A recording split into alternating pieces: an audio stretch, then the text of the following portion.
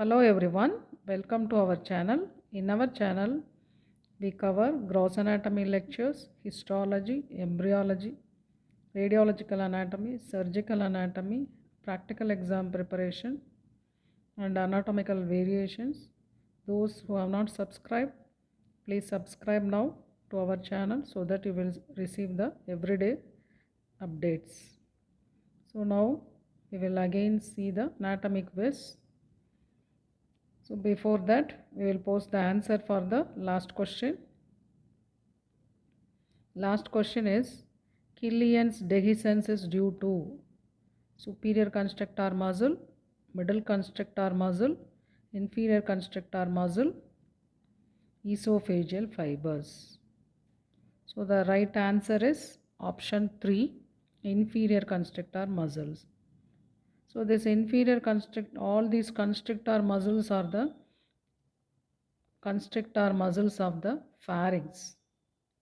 So these constrictors are overlapping one another as if like a flower in the flower vase. But this inferior constrictor consists of two parts, thyropharyngeus and cricopharyngeus. So the fibers of thyropharyngeus arise from the oblique line and inferior horn of the thyroid cartilage. Cricopharyngeus arises from the anterior arch of cricoid cartilage and from a tendinous arch which extends across the cricothyroid muscle between the thyroid and cricoid cartilages. Insertion fibers of thyropharyngeus pass obliquely and are inserted into the median raphe. So into the median raphe, all the constrictor muscles are inserted. But the fibers of cricopharyngeus are horizontal in direction, surround the upper end of esophagus, continuous with the similar fibers of opposite muscle without interruption by the median raphe. So the junction between these two parts of the inferior constrictor is the weakest part of the pharynx and is known as the Killian's dehiscence. The area above the dehiscence is reinforced by all the three constrictor muscle, but that below the dehiscence is formed only by the cricopharyngeal part of the inferior constrictor. So what happens in this Killian's dehiscence is thyropharyngeus is propulsive in action, cricopharyngeus is acting as a sphincter and is normally kept closed except in the deglutition. When the thyropharyngeus contracts, cricopharyngeus relaxes and vice versa.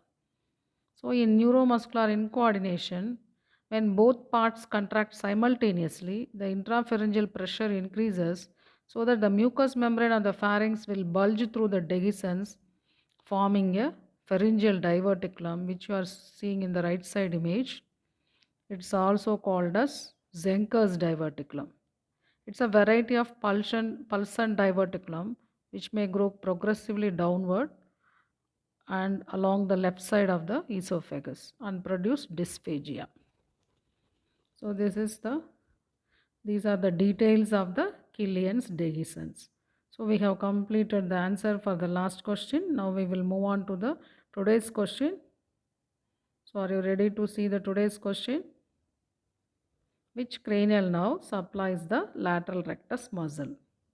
Oculomotor nerve, trochlear nerve, abducens nerve and optic nerve. So find out the answer. We'll meet you again in the next anatomic quiz. So you subscribe to our channel and also get the notifications of the channel so that you will receive the everyday updates.